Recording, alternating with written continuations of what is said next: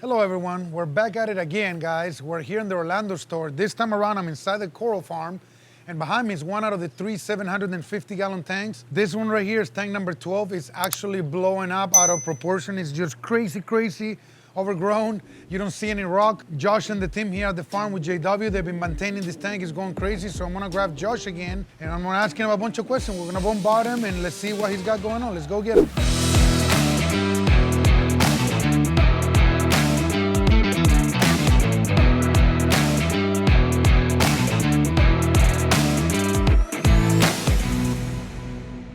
All right, so we got Josh. What's up, Josh? Back again? Back again, buddy. People have been really enjoying these videos. We're putting together all the information here that we got at the store. And for us, we get to see these tanks every day. It's normal to us. But there's nothing normal about this 750-gallon tank that we got in front of us. I've done a video before, but this thing is overgrowing like crazy. It is nuts. I mean, look at those mushrooms, look at those montes, look at the mycelium, zoanthids. There's no room for absolutely nothing anymore here. And I know this is another tank after Reefapalooza we're gonna redo because it's just overgrown and it's time to get new corals growing. We got so many displays that we're able to do that, right? Well, I think you nailed it on the head. There's a lot of coral in here. Too much, almost. Well, yeah. When you're trying to put this many corals in one tank, it definitely is kind of challenging. But it kind of goes back to the same thing we were talking about when we were doing the Pentagon video. It's functional for us, so we have to have a lot of variety. One, and then two, we're constantly in here cutting stuff, so we're able to manicure the shape of them to kind of keep them away from one another. Yeah. So this tank is in the farm. It is a display tank, obviously, but what is the purpose of it? So how many different acras do you think are in here? Just guess. I'm gonna take a wild guess. I'm gonna say 50. Wow, I would have guessed higher than that. I really don't know the answer, but I'm gonna guess there's closer to 100. Wow. My point in bringing that up is the guys back here in the farm, they have to have a certain amount of frags that they produce in order to keep the site active. So that's kind of what you see here. That's why they're not this big around. They're constantly fragging. All the time. If we weren't constantly fragging, this tank would have been dismantled long ago, because a lot of people don't, you guys at home, obviously there's plenty of good reefers out there, but when you're a new hobbyist, you want your corals to grow and to grow. But I can promise you, once you figure it out and corals can start growing, it actually becomes a problem once they become too big. Because there's plenty of examples right here. You guys can see this mycelium, you guys can see this favia, and this zoanthus and this acropora. There's a coral warfare. Same thing going on here. You see two montiporas, a favia, all these mushrooms. There's some type of montipora barrier under there. There's an acropora on top trying to survive. There's zoanthus. It's literally coral warfare everywhere that you look. So at that point, you're fighting and you're putting all your energy into growing these corals, but now the corals get to a point where they start killing each other. Now becomes a problem. So then you need space to frag these corals and put them somewhere. So when they get too big, like in this tank, it becomes a problem. So fish, Josh, I don't think we got that many fish in here. I see the same fish that we got for the most part. I see a big Villamingi right here. Is that a chocolate mimic tank? Yep, it's a chocolate I haven't seen one of those in a while. I have one in my tank. You do? They're beautiful, man. I love those tanks. I never pay attention. That's what you have, actually, man. Naso, black Naso. Yep. Convict. The convict. A good old copper band butterfly. Every tank we have here. I see he's not picking anything, and it seems like the bigger the reef, the better they behave. Yeah, and this one, even if he did pick it LPS, there's not a lot of LPS in here. It's true. I only see a few LPS for the most part. There's a couple softies. There's couple a few zoas, LPS. couple mushroom, couple leathers, but the most part is SPS dominated, right? Yep. I do see some green chromis around. I don't know how many, but I do see like 3 or 4 of them around. The only fish that are in here to do a job for the most part. I see. Except for the poopers, which they're we need the nitrous from them, right? Absolutely.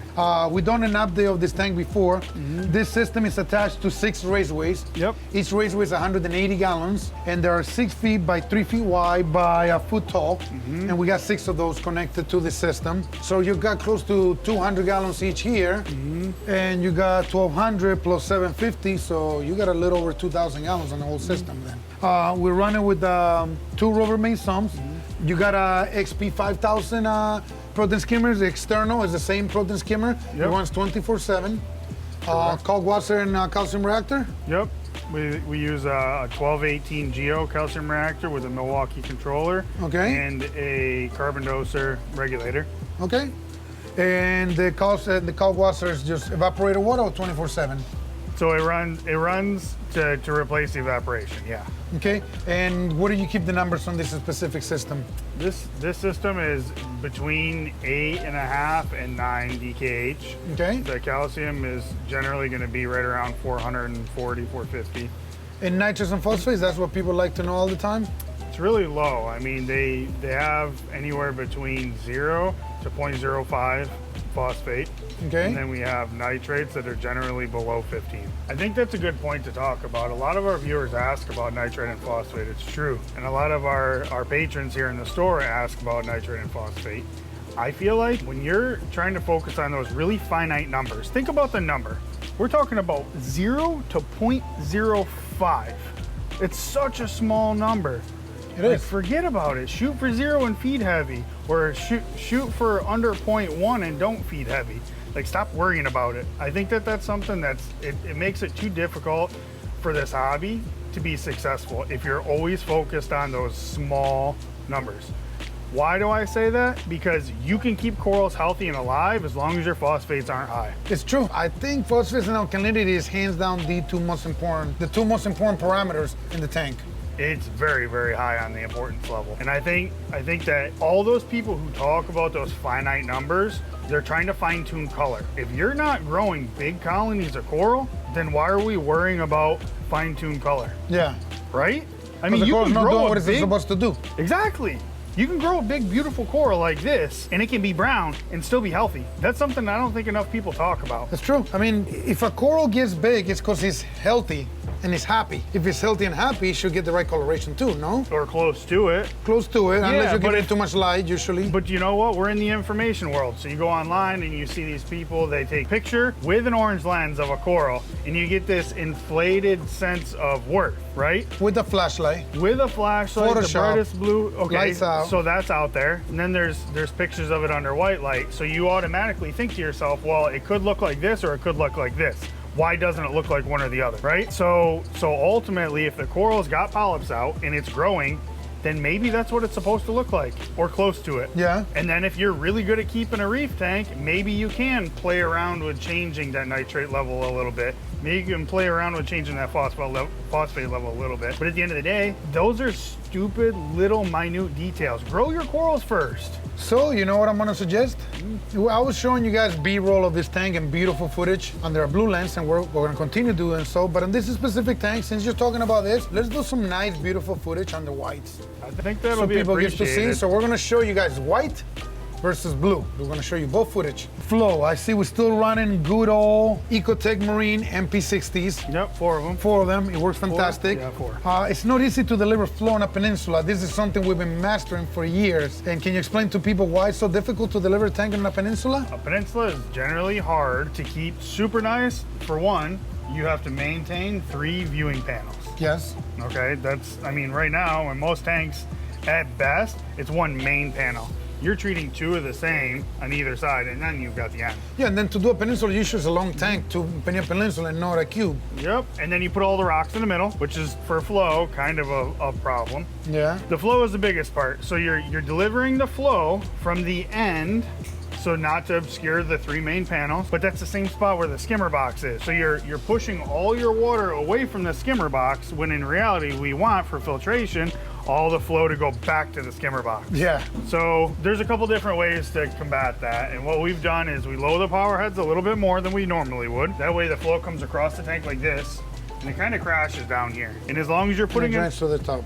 in, yeah, so it kind of bubbles up a little bit, but it kind of goes up and down at the same time. So you're losing the efficiency. It hits like this and it circles back around. But if you watch the particles, they're still moving back here, which there's not a lot in this tank because there's so many stonies, but the return is the important part. So as long as you've got enough return, it's raising the water level above the bottom of the teeth. Gotcha. Right? So that's creating a pull. And as long as you don't obstruct that pull, water surface tension will pull it back down to the drain. Gotcha. And funny enough, there's one way that I can tell all the time Every time. when something is off. If you ever go down and you look at the tank from the bottom, it should look completely clear. There should be no dust. You ever put a little bit of oil in water and it sits at the top? It looks like a film on Yep. the very top. And sometimes we get technicians that come, they clean some of the overflow and they move the pipe. And if they don't put exactly on the same position where it used to be, then the tank magically is not draining the same way. You take 2 drops of water and you put them on a solid surface. They will, if they're close enough, merge together. That's surface tension. So water's doing that. So as long as there's no obstruction, it's gonna fall down the drain and it's gonna pull water with it. Just like a raft on the edge of a waterfall. You're going over. Right? But that's kind of what goes on there. So wherever that falls, it's pulling water from this end of the tank all the way over. So you want to create the least amount of obstruction on the surface on this end. That way it can go. Another thing to note, you see how the power heads are side by side there? Yeah. So for anybody who's watching at home, if you want to have 2 power heads on the end like that, and you put them vertically, one above the other, on a Peninsula tank, keep the top one at a lower intensity. Because what that allows is that water movement, like I'm talking about, across the bottom and then more opposite on the top. Because if you turn the top one higher than the bottom, then you're getting this rotation where it doesn't ever make it up to the skimmer box. I never thought of that. This guy must think of flow when he's dreaming. But anyhow, so, well, that takes care of the flow. Let's talk about lighting again. Yep. I see we got Gen 4 radios here. These are Gen 4 Pros. So we got 8 of them, and they're about 2.30 inches from the water, I would say. I would Two, say not 2 closer feet. to 2 feet. 2 feet from the top of the surface of the water. Right now, these lights, are you running them at 100%? Can you tell me a little bit about the program? Yeah, so the overall intensity is right around 75% on this tank. Okay. This tank, we don't have as scorching high as the 1500 because it's not so deep. Since you're talking about how deep this tank is, I haven't mentioned the dimensions of this tank. So this tank, for those of you guys watching at home, it is 8 feet long. It is 8 feet long, 30 inches tall, 5 feet wide. They're exactly 750 gallons each. Yep. This tank is only 30 inches tall versus the 1500 gallon tank, which is 4 feet tall. Correct. That's a 1.5 feet taller over there. So It's a lot big more difference. When light has to go through water, every inch takes away a lot. A lot. Yeah, and we're not shooting for the super crazy high bar in here because we want good color, good growth, Okay. right? Not crazy growth with sacrifice color, like we talked about. And I want to tell a little something. You've been working on this lighting program for our display tanks that people can find where? Can you tell us a little bit about that? Yeah, so in the top menu of our website, under the More drop-down, there's an LED preset page. And what that's done is it's given us a place to put all of our main lighting profiles. So you'll see like the 750s, there's a couple of them that are on that page. There's the 1500, the Lagoon, your tank, my tank, all the smaller aquariums we have around the shop, even the tanks in our Winter Park store. Oh, that's cool. So I've kind of compiled them by our retail store display section. And then I have Radion profiles and I have AI profiles. So they're kind of separated like that. In each profile, you'll see there's a picture of the tank. Okay. There's the dimension and what theme it is. So like this, for example, 96 by 60 by 30. Okay. 8 Radions over a mixed reef tank. Mainly SPS dominated, but I got Mainly you. SPS, but yeah, it says it like that. So for those people out there who have a tank that's similar, right? They can kind of assume that maybe that's applicable to them and they can download it and try it. So that takes care of our lighting. We talked about the flow. Let's talk about the corals, man. That's the meat and potatoes. The magic carpet mushrooms, which, Josh, people will give a limb for these things. When they look like that, yeah, they're gorgeous. and then here you have 2, 3 on the floor. That drop, right? Just as a body just drop on its own? Yeah, that's a piece of Haitian rock that broke off there. Amazing. I mean, that is just crazy, guys. That is incredible. So, and the aquaporous is such a warfare, and the colors on this thing is just phenomenal, man. What else do you want to show me? What else is there to see here? Well, when was the last time that you crawled up on this tank and looked from the top down? Good question. 6 months ago? It's too many tanks around here, but about 6 months ago. Why? I think it's time. All right, let's do it. Let's climb this thing. Is the flow off already? Power heads are off. Power heads are off? All right. So what do we got going on here? I'm gonna change it to blue. Okay, I blue. want to look at it under blue. We're gonna send it, huh? How about that? Wow, dude, talk about coral warfare. I hope you guys can see what I'm seeing, guys. This is beautiful, but we always jamming too many corals together, and then what ended up happening is the more aggressive one ended up taking over the weaker ones. And it's always, you know, which ones are the most aggressive ones. So that's why right now we gotta break this thing down. we can make this up. These corals are super, super healthy, but the coral warfare is you can't describe it. You're seeing it right now. It's just, everything's on top of each other. Everything's trying to kill each other. Let's just add more rock. Where? I mean, we'll take some corals out here and put a rock there. I mean, we'll could jam a little more rock in here, Yeah. but the reef won't look right, you know? I know. So anyhow, like, I'm gonna tell you some of the actors that I know, okay? I'm rusty with names, man. Snow dragon. Snow dragons on the left of the 1500. I know what it is. I just couldn't get to the tip. This is the Navy fossil, no? That's fuzzy navel. Fuzzy navel, which one? Right over there? Man, I don't have that. That's beautiful, man. Yes, you do. That's the one that's looking bad on the left side of my tank. The yellow one looks different here. What do you mean that's that yellow one? Look at this. Look at the side. You see the yellow coral lights on the side? That's it. I'm gonna have to run an experiment and put them side by side, buddy. Let's do it. No, I'm serious. You know me, I'm not saying Yeah. you're lying or I'm right. Look at the shape of the branch, how it's all like weird and angly. So anyhow, what am I talking about, guys? Tommy Lachinsky, so you guys seen him before, he's been on videos. He's in charge of our inventory, coral naming, coral processing, lineage, and every time that we run into a coral that we're not 100% because we have that many corals, he literally grabs two corals, puts them side by side and lets them either grow with each other, and that proves it's the same coral. If they sting each other and they kill each other, that proves it's not the same coral. It's a pretty simple concept. It takes time to get it done. So we have a testing tank when we do that, so we're gonna run that challenge with that coral next. Well, it's important because we have a lot of corals that are similar. You know, Yes. when you have as many corals as we do that, you have to start getting stuff that's close but not exactly the same. It's not easy, guys. With as many corals as we have, it can become very complicated. They're grafted from Solomon Islands. Which one is that one? The Solomon stag? split. Solomon split. Guys, that is a beautiful stag. It's a great grower for your tank. It's very affordable coral, and it's just beautiful. It's got two colors. It's got like this neon and neon like almost yellow color to it, and then it's got a regular green on it. It is fantastic. We have it all over the place.